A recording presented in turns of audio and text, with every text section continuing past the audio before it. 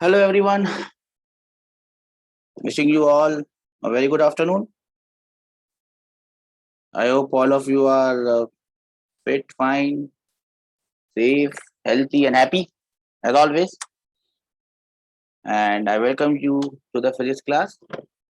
Am I audible and visible to all of you? Can you hear me? Can you listen to me? Can I have some raise hand that we understand this, sir?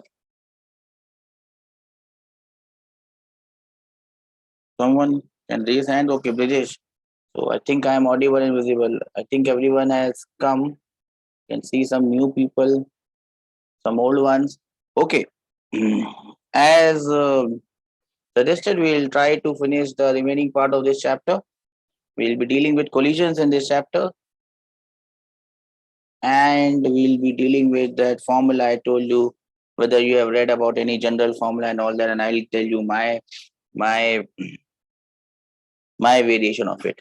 Now, before going on to that, let us have a quick walk through the terms that we are going to use. The first one that we are going to use is impulse. Have you heard about the term impulse? Impulse of a force acting on the body for time interval 2. I is integral of f dt from t1 to t2. I hope you must know this. This impulse can also be written as integral of m into dv. M comes out, so impulse is nothing but change in momentum. The impulse acting on a particle in simple forms can be written as change in momentum, and this theorem is known as the impulse momentum theorem. Do you understand this impulse momentum theorem?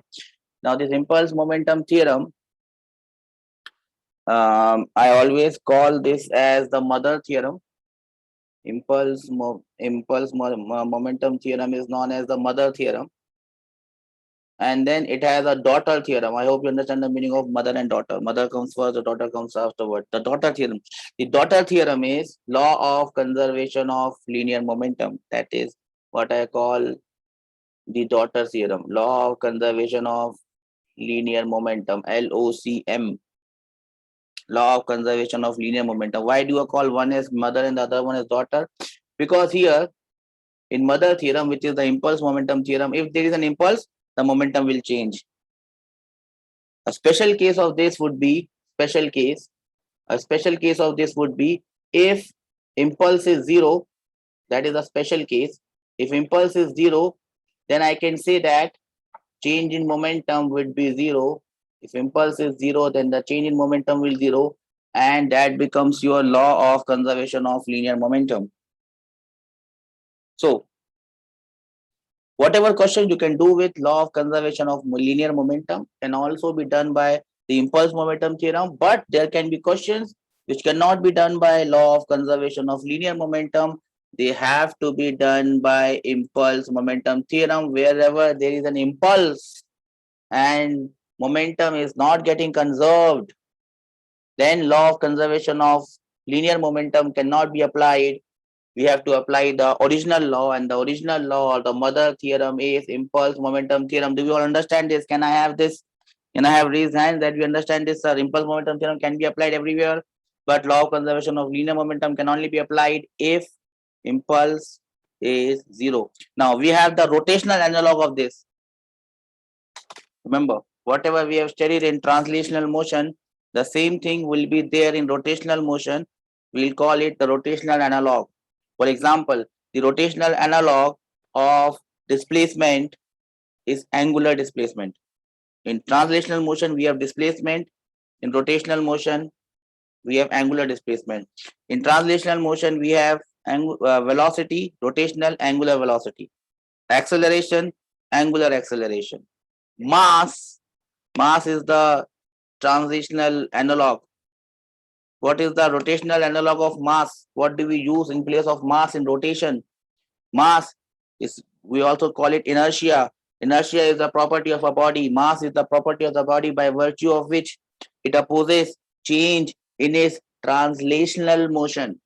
Remember, mass is the inertia. Mass is inertia. Mass is inertia, and it is the property of a body by virtue of which it tries to oppose the change in its translational motion. The rotational analog is moment of inertia. Moment of inertia is a property of a body by virtue of which it opposes any change in its rotational motion. So mass has in moment of inertia force,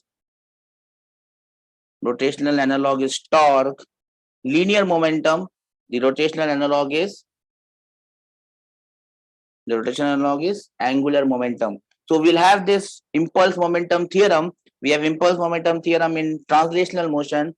In rotational motion, this impulse momentum theorem will have its analog. What will be the analog of impulse momentum theorem in rotational motion? It will be known as rotational impulse or angular impulse, if you call it angular impulse, angular momentum theorem. If there is no angular impulse, no rotational impulse, then the angular momentum of the body will remain constant. Do we understand this? Do you understand this? Can I have some reason that we understand this, sir? So that will be the rotational analog of this. Then we'll have law of conservation of angular momentum. We'll have law of conservation of angular momentum. If angular impulse or torque acting on a body is zero, if angular impulse or torque acting on a body is zero, the momentum, the angular momentum of the body will remain conserved. That will be known as LOCAM, law of conservation of angular momentum, LOCAM. So whenever you are doing impulse momentum theorem, you're also doing angular impulse, angular momentum theorem. Do we understand the LOCAM, law of conservation of angular momentum? Can I move forward with this? Simple question. Since it is the integral, if I draw a graph between f and time or torque and time, the area under this graph will give you impulse or angular impulse depending on whether you have drawn force or torque. What are the important points about this? I think you all know this. It is a vector quantity. The direction is changes, same as change in momentum. Magnitude is the area under the graph. Now, to understand this, we'll do questions in impulsive forces for impulse. Now, what is an impulsive force? What is an impulsive force? Have you heard this term impulsive force? Now remember, if you talk theoretically, all forces are impulsive forces, because whenever you apply a force for any time, it will create an impulse. But whenever we are talking about impulsive force in this scenario, we are talking about a very special type of a force. A very special type of a force, which is impulsive force, which is of a very high magnitude acting for a very short time. So for a force of very large magnitude acts for a very small time, that force is called as impulsive force. What is this impulsive force going to do? It will going to change the momentum of a body in a very short time. Example of an impulsive force, you must see a bat hitting a ball. A bat hitting a ball is an impulsive force acting on the bat and the ball. Ball is coming with a certain momentum in a certain direction. When you hit it with a bat, the momentum changes.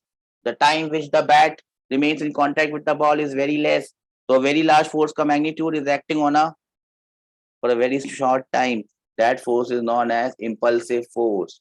Usually all colliding forces, whenever there is a collision, now you must understand the meaning of collision. Collision means whenever two bodies are interacting with each other, whenever they are acting, wherever there are exerting forces on each other, we can call this as collision.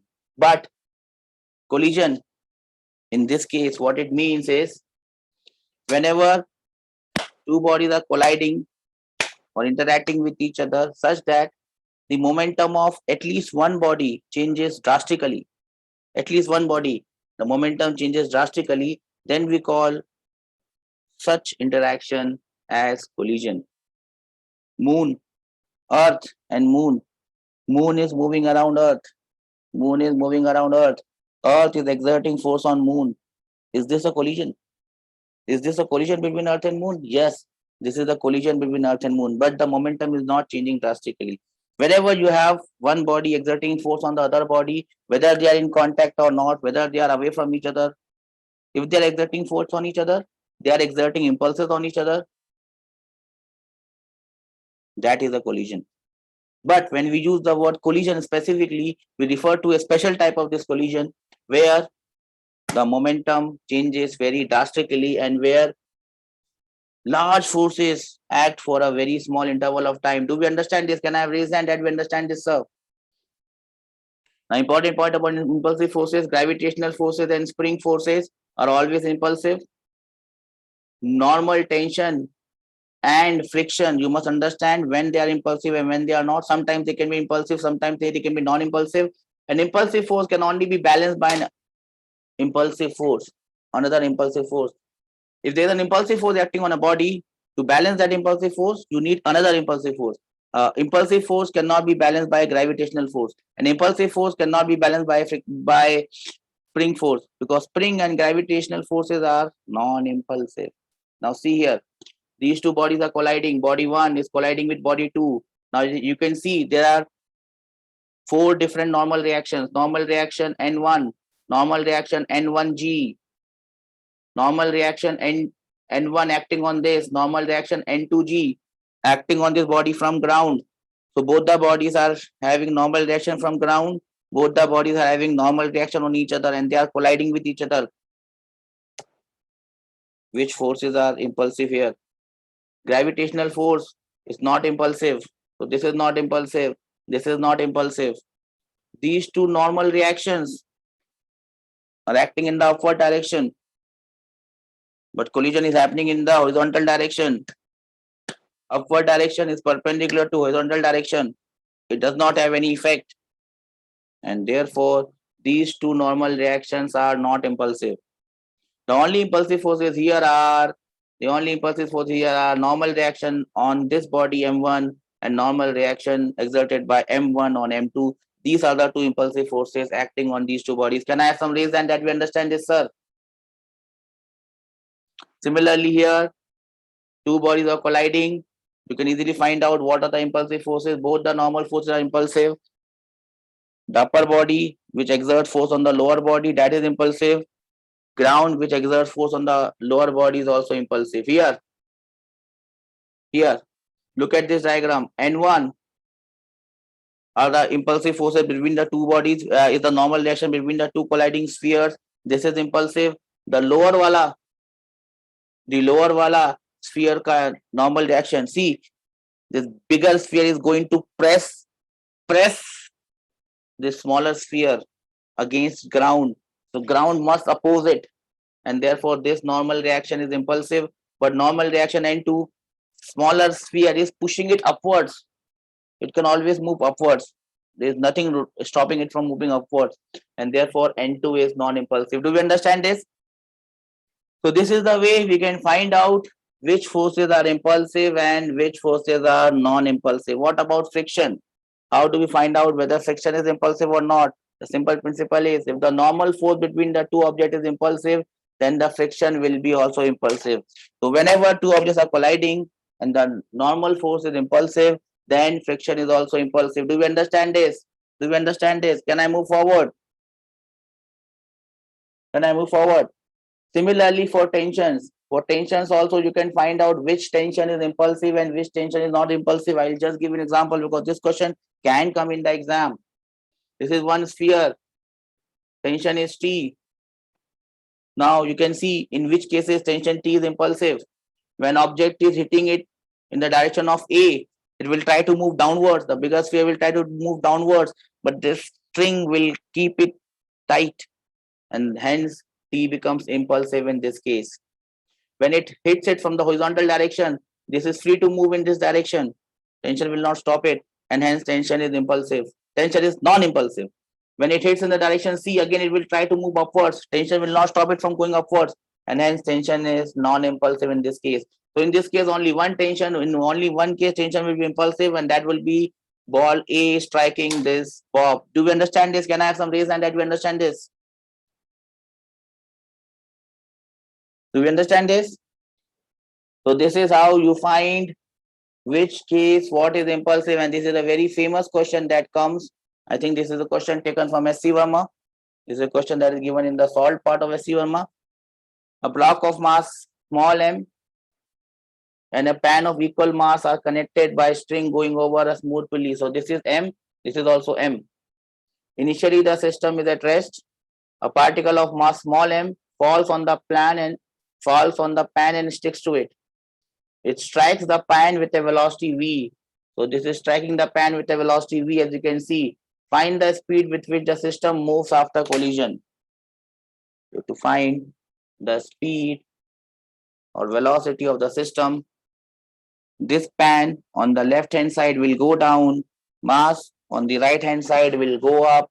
With what velocities they go up, that is what you have to find out. Can you do this for me, everyone? Can you do this for me? Can you try this one?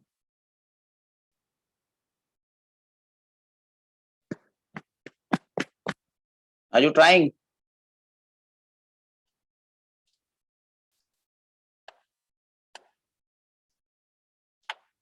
Anyone?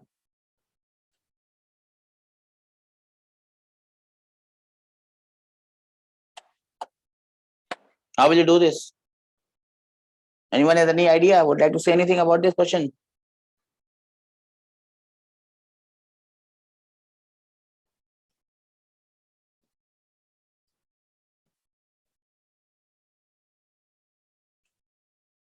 Okay. No one has any idea? Shall I do it for you?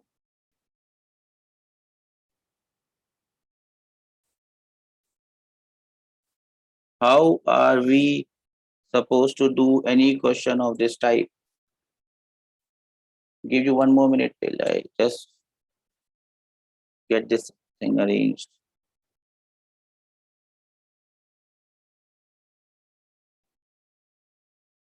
Do you see this, everyone? My whiteboard? Is my whiteboard visible to everyone? How are we going to solve this? Okay.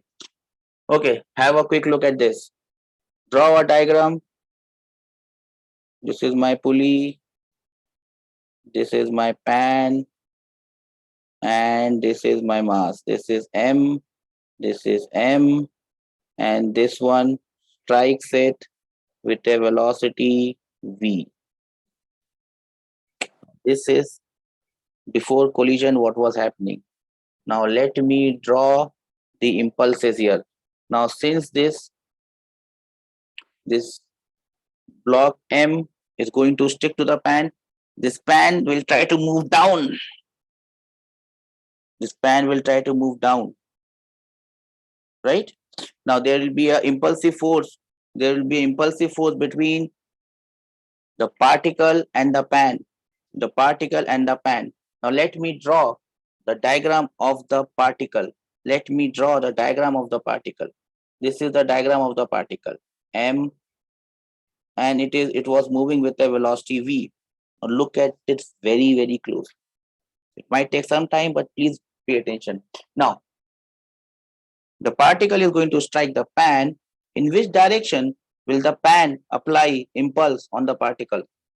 In which direction will the pan apply impulse on the particle? Obviously, it will be in the upward direction. Yes or no? Yes or no? It will be in the upward direction, right? J1. Okay. Now, what will happen to the pan in the system when the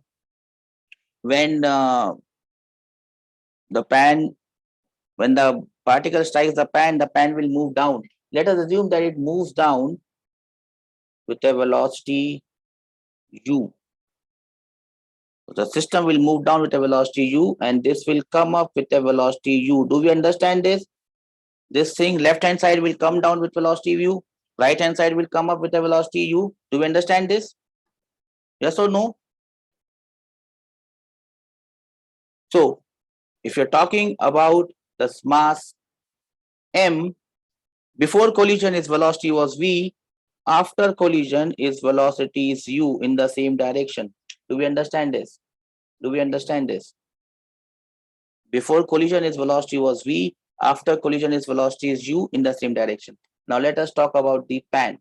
What are the forces acting on the pan? So I'll draw the diagram of the pan.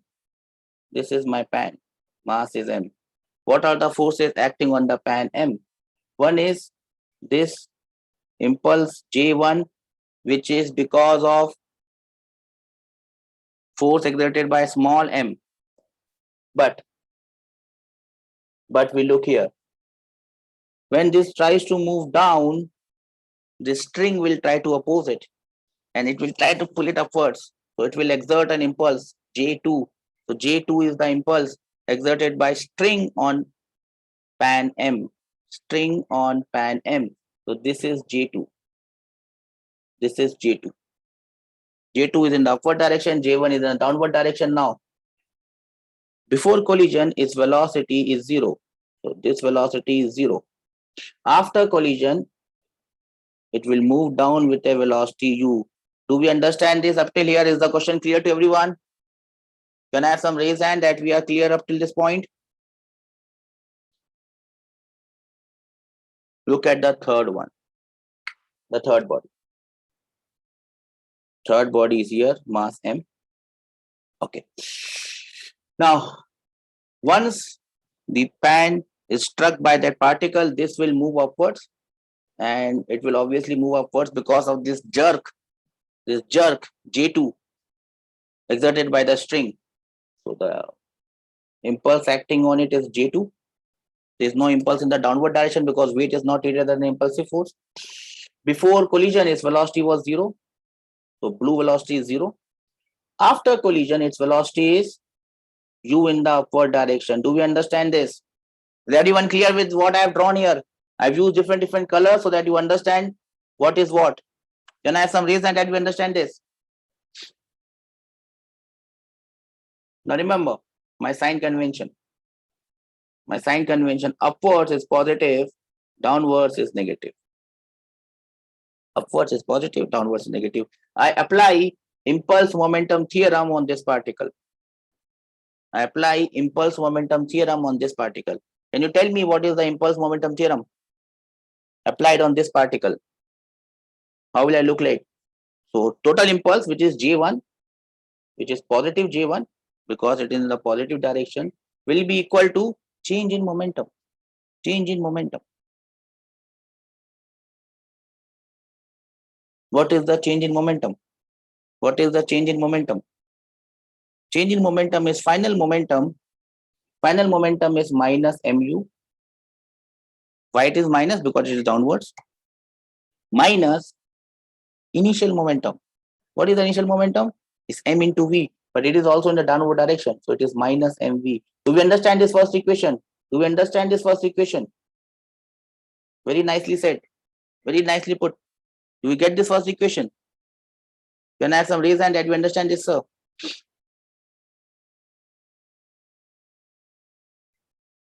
Now, if this is the first equation from the first body, can you make the impulse momentum theorem for this one?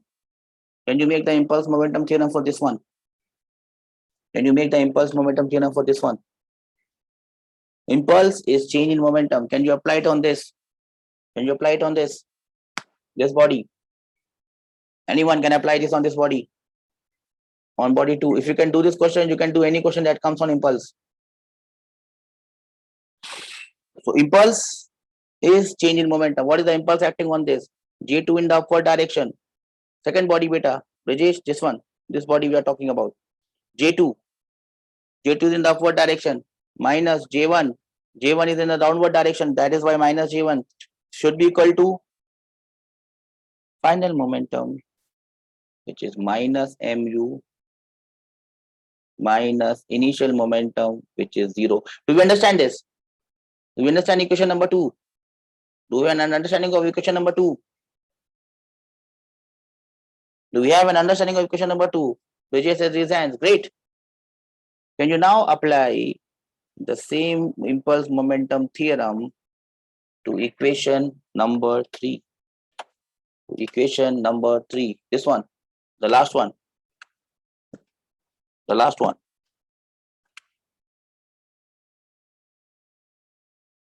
The last one. It's very simple.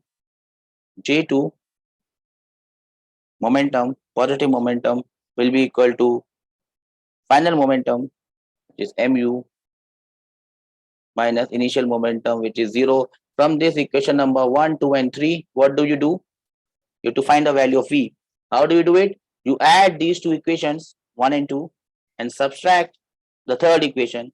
and you get your answers, and your answer would be final velocity u will be equal to v by 3. That is what you will get. Do we understand how I applied this impulse momentum theorem on this particle or this system of particles? Do we understand this? Okay. So that is the beauty of impulse momentum theorem. You can apply this wherever you feel confident. You don't have to look for law of conservation of momentum. Law of conservation of momentum is already inside this equation. If you apply this equation, that means you have applied law of conservation of momentum if it is anywhere to be applied. Can you move forward ahead? Have you understood the concept of impulse and momentum? Let me take the thing forward.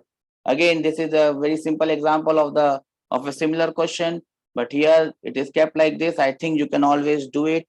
Same question, but it is on the horizontal ground, and I think the answer is also same. The answer is same as u by 3. From there, you can find the impulse of tension, impulse of normal, and everything else. Everything else can be found out using the equation of impulse. Are we ready? Then that brings us to the last topic of this chapter, which is known as collision or impact. Now, collision or impact here is defined in this fashion, is an event in which impulsive force act. So we'll only call those events or those influences or those interactions as collision where impulsive forces are acting. In a collision, particles may or may not come in physical contact. The time of collision is very small, and the effect of non-impulsive forces are not taken into account. In fact, a very good definition of collision is it is a redistribution of total momentum. Have you heard this definition? It is a redistribution of it's a redistribution of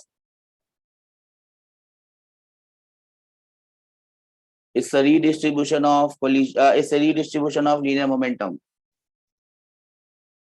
Okay. Now this collision can be of various types. I don't know whether you have heard this type, eccentric and non-eccentric. Have you heard about these type of collision? Have you heard about these type of collision, eccentric and non-eccentric? Eccentric means when the bodies are colliding,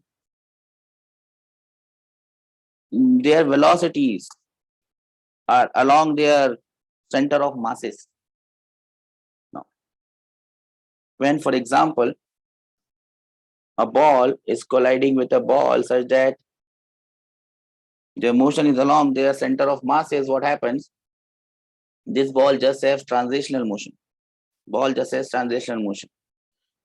When this ball collides with a rod which is kept here, something collides with a rod. If it collides on a center of mass, the rod will just move translationally. But if it collides somewhere else, the rod will rotate and also move. So it will be a combined motion of rotation as well as translation. That is known as eccentric collision, where the body rotates as well as translates. What we are doing here is non-eccentric. The body only moves. Do we understand this? So the body only translates.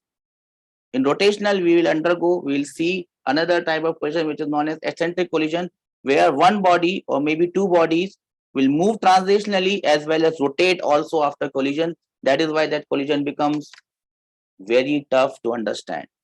Even though as such collision is tough to understand. Now we can again classify this collision according to the line of impact. Do you know the line of impact? The line of impact is the common normal to the surface. Have you heard about this line of impact? Whenever two bodies are colliding, you draw a common normal. That common normal is known as line of impact. Do we understand this? So according to the line of impact, depending on the line of impact, we can have head-on collision, which is known as collision in 1D, or oblique collision, which is known as collision in 2D. On the basis of energy, we have elastic and inelastic collision. I am sure you know what is elastic. You have perfectly inelastic or perfectly elastic. I hope you know the relation between them. E, I hope you know the meaning of E. For a perfectly elastic collision, the value of E is 1. For a perfectly inelastic collision, the value of E is 0. For an inelastic collision, the value of E lies between 0 and 1. Do we know this? Can I move forward? Can I have some reason that we know this, sir? E is known as coefficient of restitution. Okay. Now, this is an example of head-on collision or collision in 1D. This is an example of oblique collision or collision in 2D. This is again an example of oblique collision or collision in 2D. Coefficient of restitution. What is the definition of this coefficient of restitution? It is the impulse of reformation divided by impulse of deformation. This is the actual definition. What is deformation? What is reformation? I told you when two bodies are colliding, first they are in their original shapes. Then the पीछे वाला body strikes the आगे वाला body and they start to deform. आगे वाला body का velocity increases, पीछे वाले body का velocity decreases. It keeps on decreasing. They keep on getting deformed. At one instant, they come into the state of maximum deformation. They get maximum deformation. Up till this point, they are getting deformed. So that is known as impulse of deformation. The impulse acting on this body is known as impulse of deformation. After this point, what happens? आगे वाले का velocity becomes more, पीछे वाले का velocity becomes very less. So they start to separate from each other. They start to come back to their original size, shape, and configuration. They start to reform. If they reform completely, if they acquire their original shape completely, it becomes a perfectly elastic collision. If they remain in the maximum deformed state, it is known as a perfectly inelastic collision. If they lie somewhere in between, it is known as inelastic collision. The value of E varies from 0 to 1, 0 for perfectly inelastic collision, 1 for perfectly elastic collision. Do we understand this? Can I have some raised hands? That we understand this, sir. Coefficient of restitution, we can have a formula which is velocity of separation along the line of impact. So basically we can write it like this: V2 minus V1 divided by U1 minus U2. Do we understand this? Yes or no? You have this formula, do you understand this? This is the impulse of deformation. This is the impulse of reformation. When you apply this formula, you will get V2 minus V1 divided by U1 minus U2. Velocity of separation along the line of impact divided by velocity of approach along the line of impact. This is always applied along the line of impact. Will you remember that? Line of impact, LOI. Value of E is always used along the line of impact because it is impulse of reformation divided by impulse of deformation, and impulse only act along the line of impact. Do we remember this? E is 1 for perfectly elastic, E is 0 for perfectly inelastic, E is between 0 and 1. Please remember this. Please remember this. Will you remember this? Will you remember this? Please raise your hands that, sir, we will remember this. Not a problem, sir. We will remember this. Can I have that, what should I say, confirmation from you that you will remember this? What will you remember? What is the value of E? V2 minus V1 divided by U1 minus U2. That is the first thing. Impulse of reformation divided by impulse of deformation. Now look at this particular case. This is the simplest possible case of two bodies colliding head-on. Two bodies colliding head-on. M1 is the पीछे वाला body का mass moving with a velocity U1. M2 is the आगे वाली velocity का आगे वाले particle velocity. Mass is M2. This is after collision. Mass M1 moves with a velocity V1. Mass M2 moves with a velocity V2. Do we understand this? The value of E is given as E. So basically, we are trying to devise a formula Basically, we are trying to devise a formula where we can apply this formula for any value of E, whether the value of E is 0 or the value of E is 1 or the value of E lies between 0 and 1.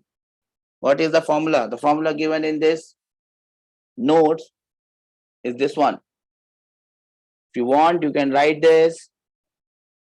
I think I have sent you this note. Yes or no? Have you got these notes with you?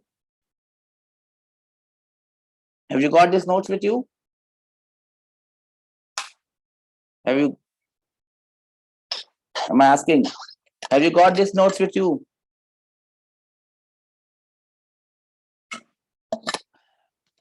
Yes. Now, as I can see, if you can remember this formula in this way, it's well and good. If you can't, I have my own version of this. I have my own version of this formula which I have created, and this formula looks like this. V1, which is the final velocity of body 1, will be equal to 1 plus E times VCM minus E times U1. V2 is 1 plus E times VCM minus E times U2. I always find this formula way too easy to remember rather than the original one. Which one do you find easy to remember? Now, what is VCM?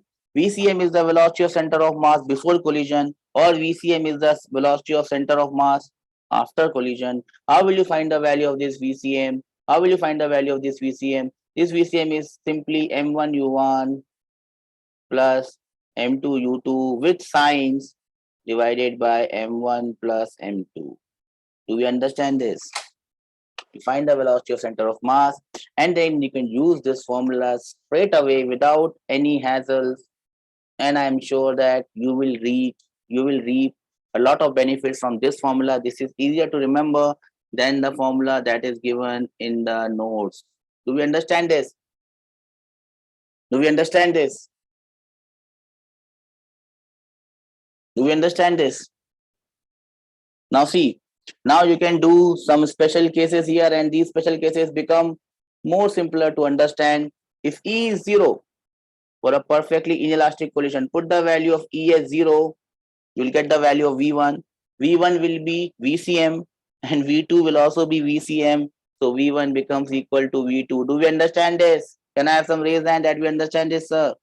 No problems with this one. This is very damn clear. Now, if E is equal to 1, this is one case, and M1 is equal to M2 is equal to M, that means both the bodies are offering the same mass and the collision is perfectly elastic. Same mass, perfectly elastic collision, you will get V1 as U2 and V2 as U1. You can easily see it from the formula that I have created. Put the value of VCM, you will get V1 is equal to U2 and U2 is equal to V1. That means when two particles of equal mass collide elastically and the collision is head-on, they exchange their velocities. Two bodies of same mass collide with each other. Collision is head-on. Collision is perfectly elastic. Before collision, this body is moving with velocity 4 meter per second. This body is moving with velocity 3 meter per second. After collision, what will happen? They will interchange their velocities. Have you seen that? Do you understand this? Can I have some reason that we understand this, sir? Can I have some reason that we understand this, sir? What have we understood here? What have we understood here? That they change their velocities after collision. Same example here. Initially, this body of mass M is moving with a velocity of 2 meter per second. The other body is at rest. After collision, what happens?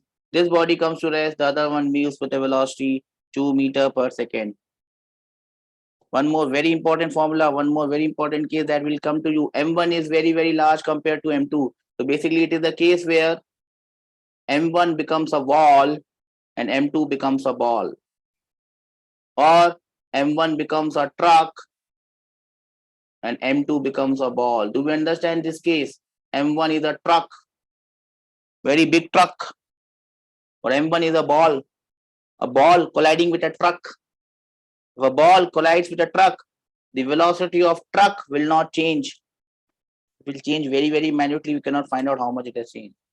So if a ball collides with a truck, or a ball collides with a wall, the velocity of wall or the truck does not change. What happens to the velocity of the ball? It changes in this fashion. It will be coming same as this one. You can always use the formula that I have given. This is very easy for you to use. When you use it, you will understand its significance. When you use it, you will understand its significance. And to understand that significance, this is the question that I give you. First one, this can be given straight away. This is moving with 2 meters per second. This is moving with 4 meters per second. This collision is perfectly elastic. What are the two velocities after collision? You don't have to apply law of conservation of momentum. You don't have to apply law of conservation of energy. You can straight away give the answer. And what is the answer for this case? What is the answer for this case?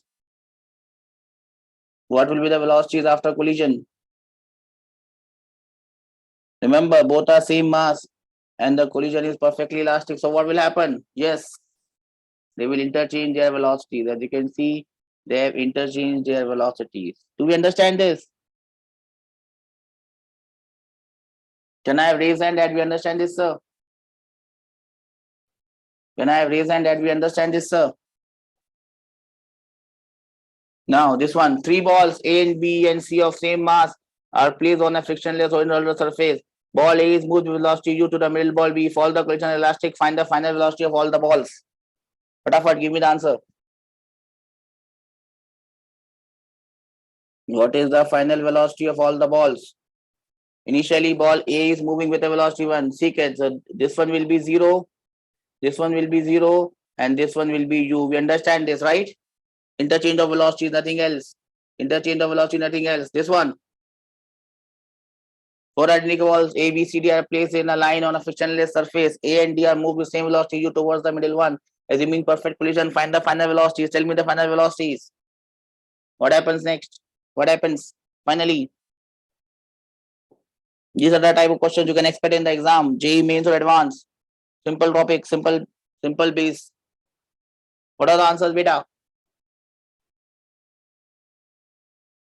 What are the answers? If the answer is this one, D moves towards right with you and A moves towards left, you are absolutely right. Do we understand this? Do we understand this? Can I move forward? Okay. Now the masses have become different. Now can you get me the answer? Two particles M and 2M are moved in opposite direction on a frictionless surface, collide elastically with velocity v and 2v respectively. Find their velocities after collision. Also find the fraction of kinetic energy lost. Now, fraction of kinetic energy lost, you can always remember this formula. You may not find it elsewhere. So please remember this formula. Change in kinetic energy is minus mu by 2 u relative squared 1 minus E squared. This is the formula that I have derived. Now you would be asking, sir, what is mu? What is mu here? What is mu here? Mu is the reduced mass of the system. Mu is m1 m2 divided by m1 plus m2. You remember this reduced mass somewhere? Reduced mass. U relative is u1 minus u2. You can take u1 minus u2, the relative velocity of 1 with respect to 2, or 2 with respect to 1, u2 minus u1. So you square it, and whatever you get, minus mu by 2, u relative square, 1 minus E square. This is the formula that you must remember. If you can't remember this formula, you can always find the final kinetic energy of all the particles, find the initial kinetic energy of all the particles, subtract that 2 and you will get the answer. Do you understand this? Can I have some reason that we understand this, sir? Do we understand this? Can I have some reason that we understand this, sir? You cannot remember this formula. I have put it in the best possible way, using as little terms as possible so that it becomes easier for you to understand it. Do I have some understanding on the other side of the screen? Do you understand what I'm saying here? Can I have some reason that you understand this, sir? Okay, great. What about the answer for this one? What will be the final velocities after this collision? I'll tell you how to solve it. Let me call this as particle 1. Let me call this as particle 2. Let us first find the velocity of center of mass of this system. Before collision or after collision, it remains same because momentum is always conserved. It has a moment of, it has a momentum plus 2 mv. This has minus 2 mv, plus mv, minus 2 mv. The velocity of center of mass becomes 0. Yes or no? Yes or no? Please tell me yes or no. The velocity of center of mass is 0. Yes or no? Then I can simply apply the formula. V1 is 1 plus E times V2, 1 plus E times VCM minus E times U1. This thing becomes 0. V1 becomes minus E. E is 1. E is 1 here because this is perfectly elastic collision. So it becomes minus of U1. So it will turn back with the same velocity, same speed.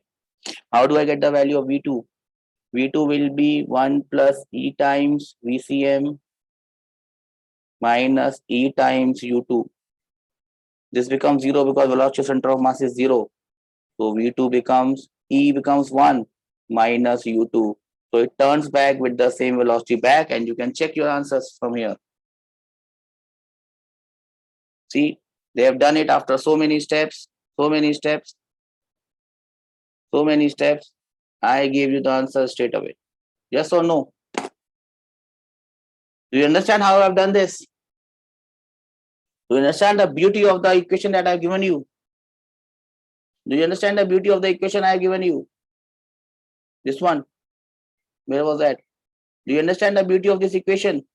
You don't have to apply law of conservation of momentum. You don't have to apply any energy conservation. You don't have to apply the value of E. E is V1 minus V2 divided by V2. Nothing you have to do. Just put the values, get the answer, stay happy. Do we understand this? Do we understand the value of this equation that I have given it to you? Okay. Okay, I hope you realize it. I hope you realize that you have hit upon a jackpot. You hit upon a jackpot. And here is one question. If you can use this, if you can get this, I would be pretty happy. On a frictionless surface, a ball of mass m moving with a speed v makes a head-on collision with an identical ball at rest. The kinetic energy of the balls after the collision is 3/4 of the original. Find the coefficient of restitution.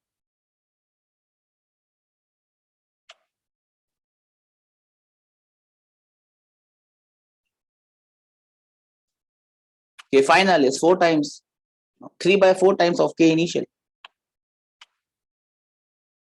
Find the value of E. How will you get it? Anyone with an answer? Anyone with an answer? I will be very happy.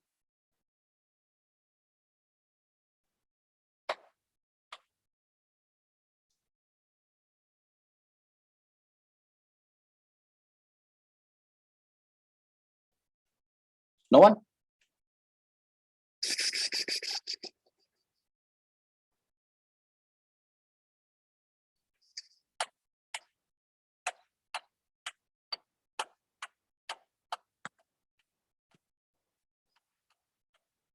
Shall I do it?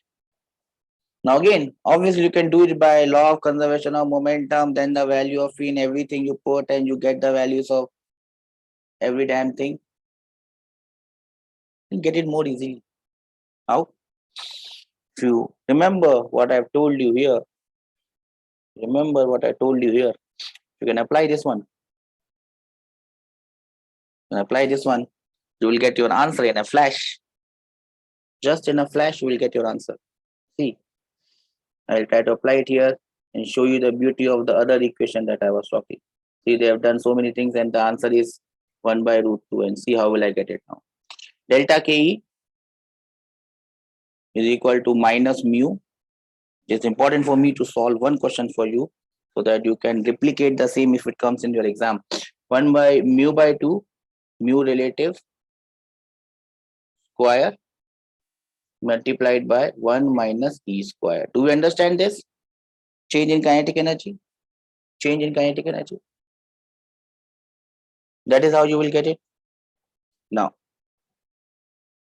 how will you get the kinetic energy of the balls after the collision? Is 3/4 of the original. So what? How much is the change? 3/4 minus initial. So it is minus 1 by 4 of the initial kinetic energy. Minus 1 by 4 of the initial kinetic energy. Can I have some raise hand that we understand this? Minus 1 by 4 of the initial kinetic energy. Raise hand will give me more confidence. Change in kinetic energy. Final kinetic energy is 3 by 4. Initial kinetic energy is K. So change is minus 1 by 4 K. K is half mv square. Initial kinetic energy is half mv square. Do we have raise hand? Raise hand gives me more confidence. Is equal to mu. Now this mu is m1 m2 divided by m1 plus m2. m1 m2 is m square divided by m1 plus m2 is 2m. M square divided by 2m. M square divided by 2m becomes m by 2 minus m by 2. One more 2 here. So 2 into 2. Mu relative. One velocity is v, other velocity is 0. So relative velocity becomes v. V ka square becomes v squared.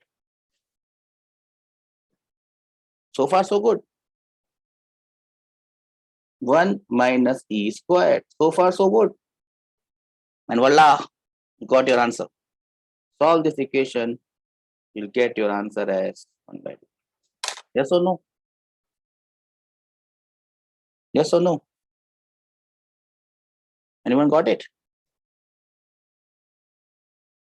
This goes, this goes, this goes, this goes, this goes, this goes.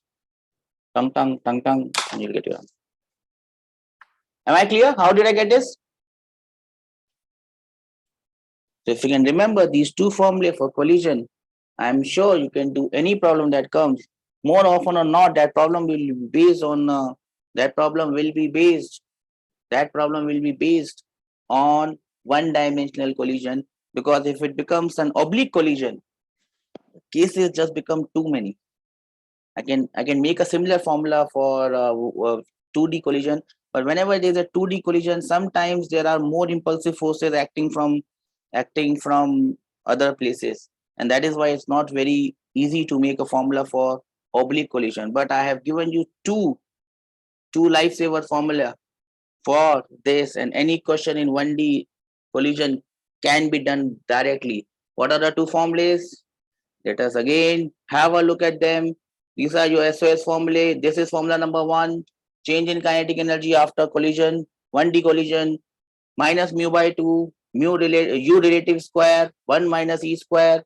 Mu is reduced mass, m1, m2 upon m1 plus m2. U relative is the relative velocity before collision, u1 minus u2 ka whole square. And the gem of all these formulae is my variation of collision in one dimension, and this is the formula that I have created. All my knowledge, I've used it, and it is absolutely brilliant to use. I hope once you use it, you will be able to find its importance. That is all about collision. Now you can have a discussion on collision in 2 dimensions, but again, if that question comes for a, you can have a question of this nature that is more likely to come. If you have a question based on collision in 2D, then probably it will more be a problem of theoretical base. They'll ask you along which direction you can conserve momentum, along which direction is the forces acting, what will be the velocity along what direction. It will be more based on that rather than an actual question on oblique collision. You can have a question of this sort, which is a very famous question. This ball hits the ground, and at what angle it rebounds back. You must know that it rebounds back at tan beta is tan alpha by E. You must be knowing by now. If it's an elastic collision, it comes and strikes at the same angle. Law of reflection, it becomes. So these are the questions that can come. To solve a question of this nature, it will, even if I tell you the shortest way, it will take some time for you to do it. And this is the best way to solve it. Just make a table like this. But again, it will take some time for you to do it.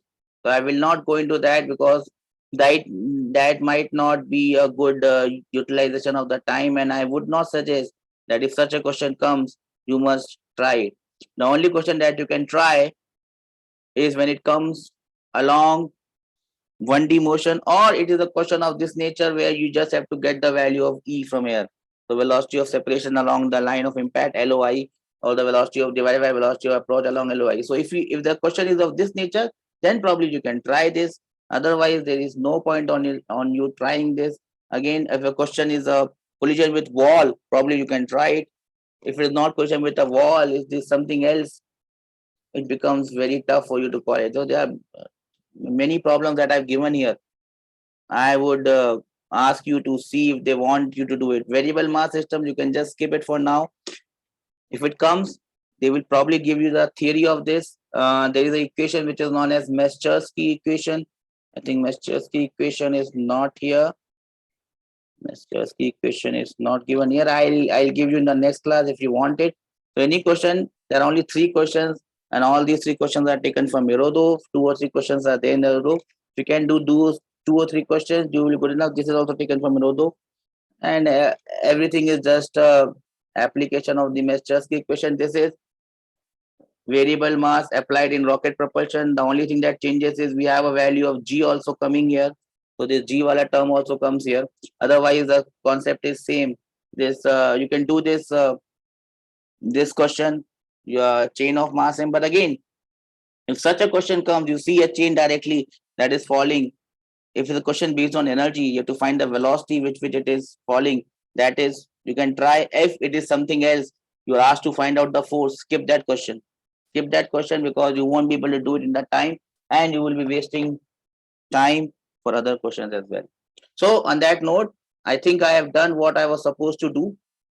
I've given you the sheet.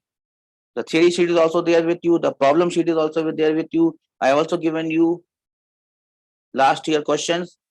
Try those questions and you will see. You have to understand beta. Sometimes it is important to understand what to leave rather than what to do. So collision in 2 dimensions, you can just leave, because we won't be able to, I won't be able to justify it. Okay. So on that note, in the next class, we'll be doing some questions on work power energy and circular motion. I've already sent you a sheet. Do have a read, and we will continue in the next class with circular motion and work power energy. So it's a wrap from my end. If you have any doubts, anything that you want to ask, you can ask. Else it's a bye-bye from my end. Take care. Stay happy.